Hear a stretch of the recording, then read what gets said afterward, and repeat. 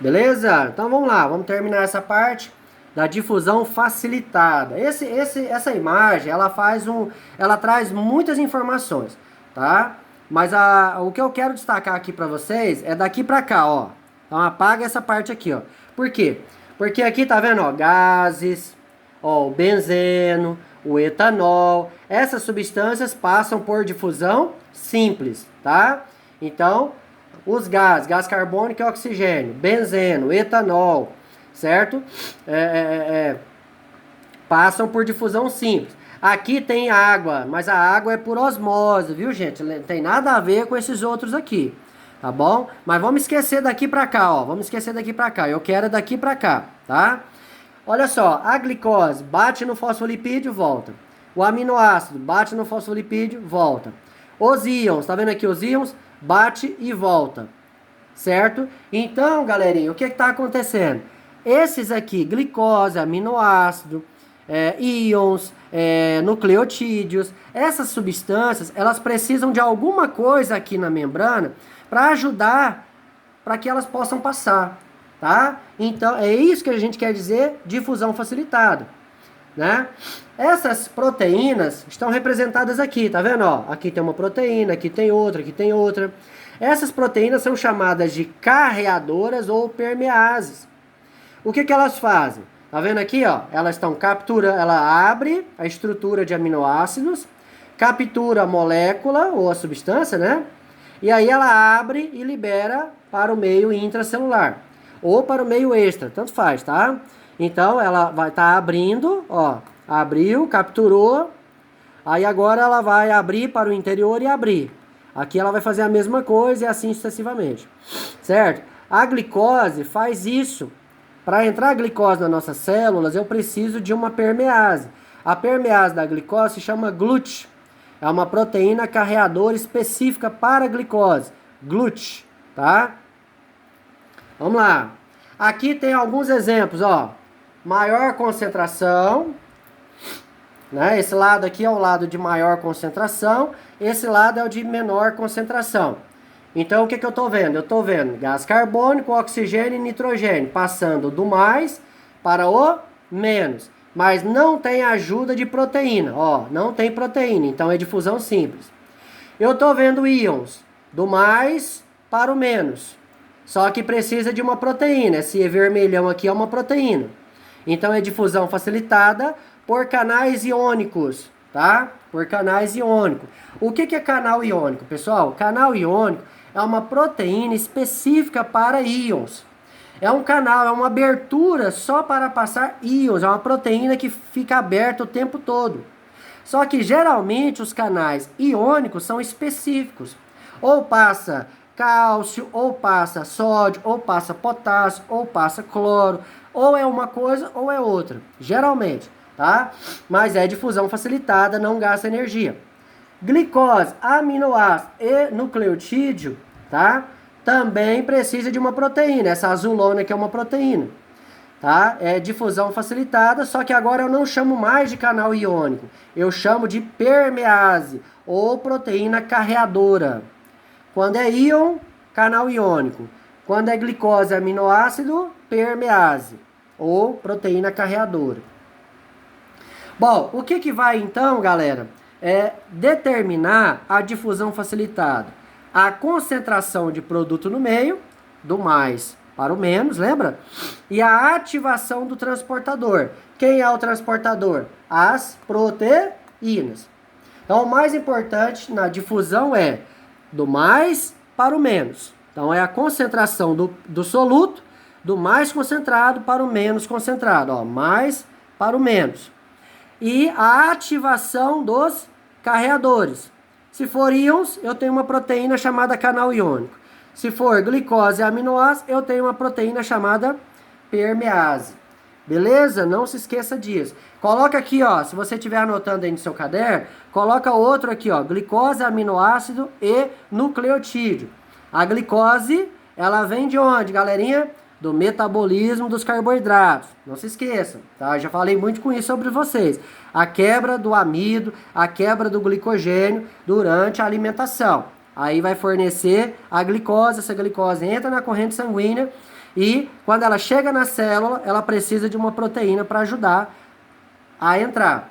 Aminoácido, a mesma coisa, só que o aminoácido vem do metabolismo das proteínas. Eu como a proteína do arroz, do feijão, das carnes, essa proteína vai sendo quebrada, até chegar na absorção aminoácido. E aí o meu corpo vai absorver, o aminoácido vai entrar na minha corrente sanguínea, vai chegar nas minhas células, e para entrar na célula, o aminoácido precisa de uma permease. Tá? O que o aminoácido vai fazer? Produzir proteínas nas minhas células, as minhas proteínas. O que a glicose vai fazer aqui dentro? Vai ajudar, né, a produzir ATP, vai ser quebrada para produzir ATP, energia. Beleza, galerinha? Olha só que bacana, né? Agora, transporte ativo, né? Transporte ativo. O transporte ativo, pessoal, é aquele que gasta energia da célula, tá? O transporte ativo, ele, primeiro, vai precisar de uma proteína. Olha aqui a membrana, ó. Transporte ativo sempre precisa de uma proteína para ajudar. Ah, então é difusão facilitada. Não. A difusão facilitada não gasta energia. E o transporte ativo gasta energia. Outra coisa, a difusão é sempre do mais para o menos. O transporte ativo é do menos para o mais. Ah, então é a osmose. A osmose é água, já falei para vocês. Transporte ativo, tá? Geralmente íons. Mas cuidado, viu, pessoal? Porque aqui, ó, eu tenho íons que são transportados por difusão facilitada. Não gasta energia. São os canais iônicos. Aqui, o transporte de íons aqui, ele gasta energia.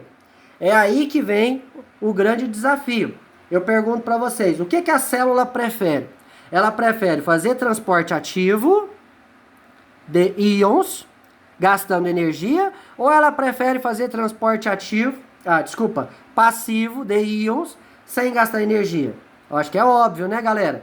A célula prefere não gastar energia, tá? É por isso que os canais iônicos de difusão facilitada são muito mais utilizados pelas células do que as proteínas de transporte ativo. Então é uma coisa a se pensar, tá bom? Então vamos ver quais são os principais exemplos de transporte ativo. Aqui eu já estou mostrando um para vocês, que é a bomba de sódio e potássio. Tá? Então a bomba de sódio e potássio é uma proteína importantíssima, é a sódio-potássio ATPase. Né? O que ela faz? Deixa eu ver se eu tenho outro slide aqui. Não. O que essa proteína faz, né? A sódio-potássio ATPase, que é essa que eu estou mostrando em roxo aqui. Ela tira 3 sódio da célula e coloca 2 potássio na célula. Ela tira 3 e coloca 2 potássio. Tira 3 sódio e coloca 2 potássio. Quando ela faz isso, olha aqui, tá vendo? Ó, saindo sódio, entrando potássio. Ó, sai sódio, entra potássio. Quando a proteína faz isso, ela cria um desequilíbrio iônico. Ela coloca mais carga positiva, porque o sódio e o potássio são cátions, são positivos. Então, quando ela faz isso, ela coloca mais carga positiva fora e menos carga positiva dentro. Até que do lado de fora fique positivo, do lado de dentro fique negativo. Positivo, negativo, positivo, negativo. Isso é importante, viu, gente? É a polaridade da membrana. A gente chama de potencial de membrana. Todas as membranas plasmáticas têm essa característica. É importantíssima essa polaridade. Porque tem muitas substâncias que entram, se aproximam, são retidas na membrana graças a essa polaridade. Do lado de fora positivo, do lado de dentro negativo. Quem é que mantém do lado de fora positivo? O sódio. Quem é que mantém do lado de dentro negativo? O potássio. Quem é que controla o sódio e o potássio? Essa proteína aqui, ó. A sódio-potássio ATPase. Tá? Agora, para essa proteína funcionar, o que ela precisa? Olha o meu dedinho, olha aqui. ATP. Então, o ATP libera um elétron aqui, dá uma descarga elétrica, tá? E aí a proteína abre e fecha, abre e fecha, abre e fecha, tirando e colocando sódio e potássio. Esse é um ótimo exemplo de bomba de transporte ativo, tá? Então isso aqui precisa de energia. Outro tipo de transporte ativo é o transporte acoplado, tá? Então Então existem algumas proteínas que nós chamamos de transporte acoplado.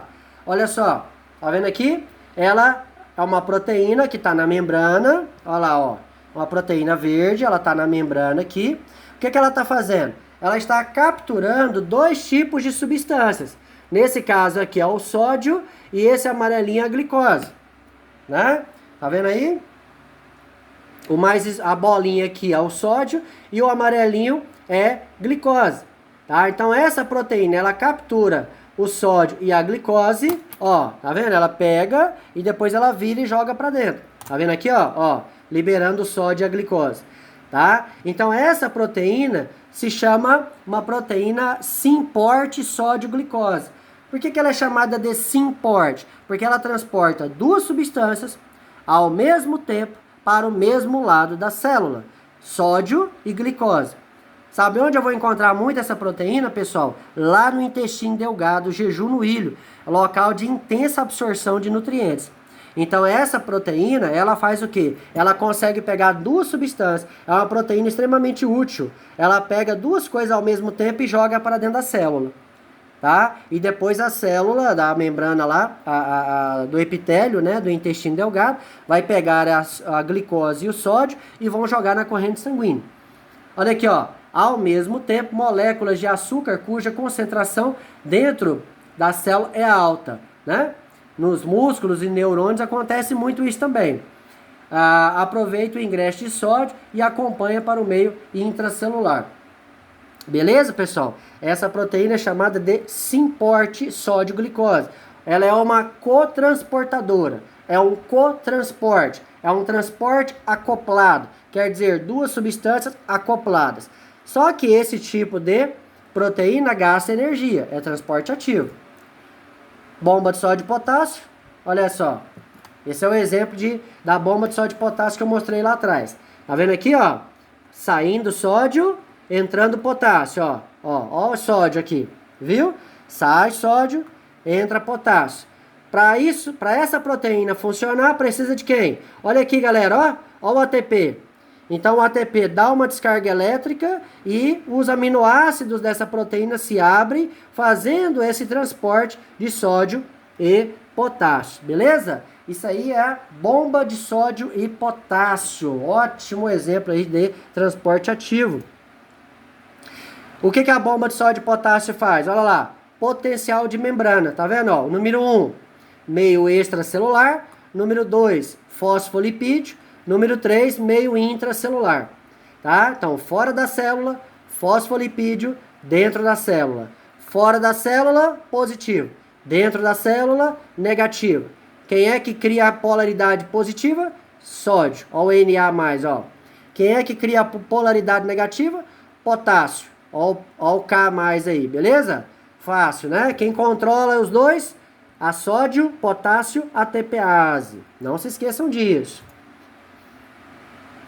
Isso aqui são etapas do potencial de ação, galera. Isso aqui eu vou falar lá no sistema nervoso, né? O que é o potencial de ação? É a condução do impulso nervoso nos neurônios. Né? A membrana plasmática, ela é assim, não é? Ó, positivo dentro, negativo dentro, positivo fora. Isso se chama polarização de membrana. Estão vendo aí? Polarização de membrana. Tá dando reflexo, né? Ó, polarização de membrana, tá? Deixa eu tentar melhorar aqui para vocês. Ó, polarização de membrana. Isso aqui é a membrana ou potencial de membrana. Essa membrana está em repouso, né? Beleza? Agora aqui, o que eu tenho? Despolarização. Significa que essa membrana, ela recebeu um estímulo. Acontece isso nos neurônios. Quando essa membrana é excitada, há um descontrole de entrada e saída de potássio. E aí o que acontece? Vai sair vai entrar muito sódio, vai abrir canais de sódio aqui na membrana, e o sódio, ao invés de entrar, ele vai começar a sair. E aí vai chegar uma hora que do lado de dentro vai ficar positivo, do lado de fora vai ficar negativo. Isso se chama despolarização. Quando isso aqui acontece na membrana, as cargas elétricas começam a se deslocar. Positivo, ó, tá vendo aqui? Positivo, ó. positivo, negativo. Então, o impulso elétrico no neurônio, ele vai passando assim, ó, positivo, negativo, negativo, positivo, e assim sucessivamente, tá? Quando o impulso elétrico saiu de um positivo para um negativo, de um negativo para um positivo, o que acontece? A membrana volta ao normal. É o que a gente chama de repolarização. Olha lá, negativo dentro, positivo fora. Tá? Esse é um fenômeno que acontece muito nos neurônios. Tá? E essa despolarização, ela acontece por quê? Tá vendo, ó? Canais de sódio, ó. Canais de sódio se abrem excessivamente. Ao invés do sódio sair, ele vai entrar. Quando o sódio entra, pessoal, muda a carga. E aí acontece o quê? Olha lá, eu passo a ser positivo dentro, negativo fora. Viu como é que é o negócio? Tá? Então, isso aqui vai causando mudanças na membrana. Que mudança, professor? Ó, é isso aqui que eu queria chegar, ó. Tá vendo? Então, vamos imaginar que tudo isso que vocês estão vendo aqui, ó, é a célula. Ó, tudo isso aqui é um neurônio, Então, o estímulo bateu aqui e começou a mudar as cargas elétricas. Tá vendo, ó? Positivo, negativo, negativo, positivo. Então, o impulso elétrico, ele vai fazer isso. Positivo, negativo, negativo, positivo. Positivo, negativo. E assim sucessivamente. É dessa forma que o impulso elétrico se propaga na fibra nervosa. Isso aqui, galera, é o que nós chamamos de, né, deslocamento do impulso nervoso. E esse fenômeno, ele gasta muita energia. É um exemplo de transporte ativo. A bomba de sódio e potássio trabalha muito quando é para voltar ao estágio normal. Ou seja, positivo fora, negativo dentro. Tá? E para voltar ao normal, olha, para voltar ao normal é só fechar os canais de sódio, ó. Tá vendo aqui, ó?